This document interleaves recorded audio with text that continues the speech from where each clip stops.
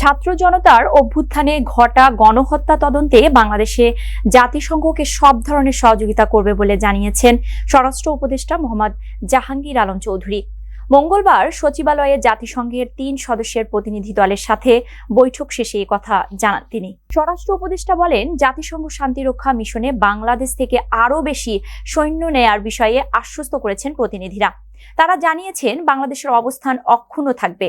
বৈঠক শেষে জাতিসংঘের হাই কমিশনার দফতরের এশিয়া প্রশান্ত মহাসাগরীয় অঞ্চলের প্রধান রোরি মঙ্গোভেন জানান, ছাত্র জনতার গণ অভ্যুত্থান চলাকালে সংঘটিত নৃশংসতা তদন্তের বিষয়ে ইতিবাচক আলোচনা হয়েছে।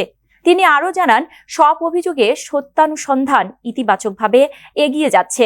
এছাড়া বাংলাদেশের সরকার, শিক্ষার্থী ও সাধারণ জনগণ সবাই সহযোগিতা করছে বলেও জানান তিনি।